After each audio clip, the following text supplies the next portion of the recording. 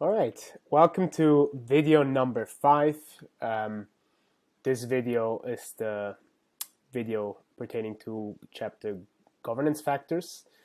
We think it's great that the CFA dedicated full chapters to each of the 3 letters E, S, and G, and this one is governance.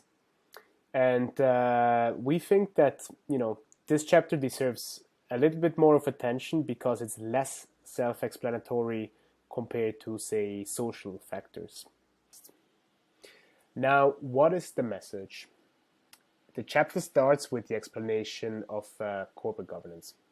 In basic terms, it is the process and structure of overseeing the management of a company for the benefit of the shareholder who has passed down the actual running of the operation to an agent, the management team. So at the core of this chapter lies the so-called principal-agency problem. The principal is the shareholder, the owner of the company, and the agency is the management team hired to run the business. There are obvious conflicts of interest in this relationship given that both parties have an incentive to maximize their personal benefits. That's why this chapter deals with shareholder rights, executive pay, audit practices, board structures, and other related mechanisms that are intended to enhance the 2 A's, accountability and alignment. With the right structure, ideally you would create an incentive mechanism that aligns the interests of both shareholders and the management team. Now, the chapter talks a lot about the board, essentially the committee that oversees the CEO and his team.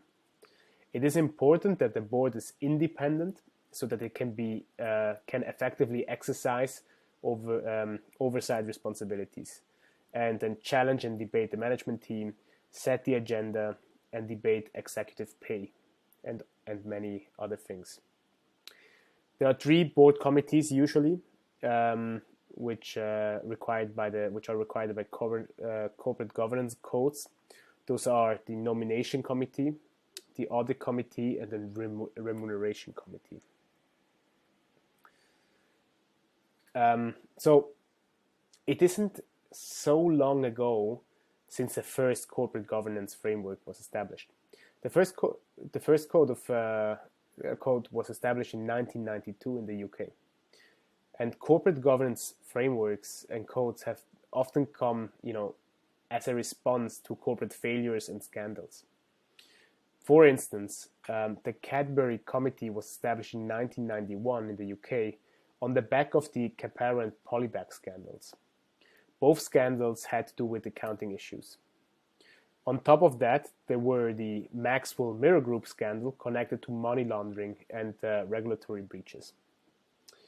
The establishment of those codes gave rise to more accountability, which introduced the concepts of single-tier and 2-tier boards.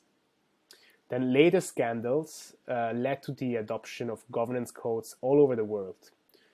The Enron, Tyco, and WorldCom scandals in the US led to the creation of the Sarbanes-Oxley Act in 2002, Ahold and Parmalat in the Netherlands and Italy in 2003.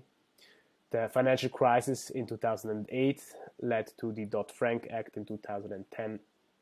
So I would say be sure to connect the dots between scandals and the creation of acts and policies.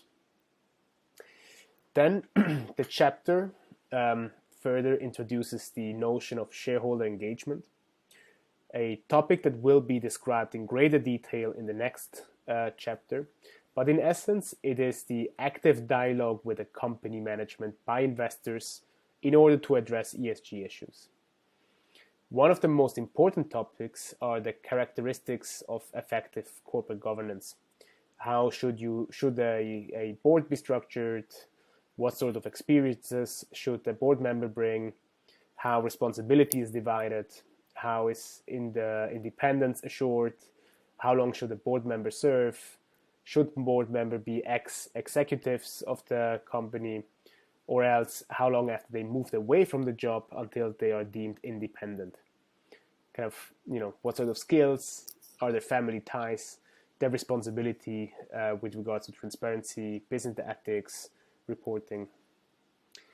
Another then important topic in this chapter is about the structural differences of corporate governance in different countries. Not all countries have the same understanding of how companies should be governed. In the US, it is very common to have the CEO also be the chairman. This could introduce conflicts, albeit at a declining rate. In Japan, most board members are executive directors instead of non-executive directors. Then it further talks about the audit committee, which is an integral part of the board of directors. The chapter explains the duties and the responsibilities of the auditor. It raises the question of an audit firm's independence if the firm also offers consultancy services. Similar to the board members, auditors can grow too familiar with companies. That begs the question, how long should an auditor be able to work with a firm? The chapter sheds some light on what sort of reports are produced through the audit work and what liabilities the auditor holds. Lastly, similar to the last two chapters, again, through the eyes of a financial analyst, what are the red flags and warning signs? What do they mean for you as an analyst? Governance has been considered in fundamental analysis for decades, even before ESG as a term was a thing. It is also the strongest link to financial performance. It's just simply the truth that badly run companies can destroy capital.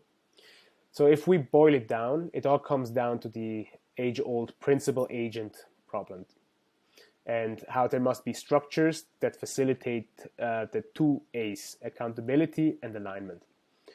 For that to happen, there needs to be an oversight over the company management.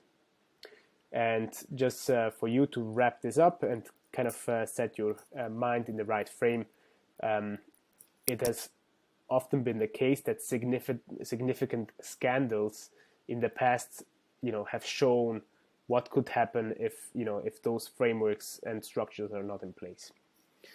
Now, if we then think about the 5 most important topics, definitely have a good understanding of governance codes and scandals. Then characteristics of effective corporate governance 1 and 2, which are, number 1 deals with what are the best practice, and number 2 deals with the red flags. Then the structural differences per country, and lastly, the auditor's role, responsibility, scope, the report, and all the things that pertain to audit.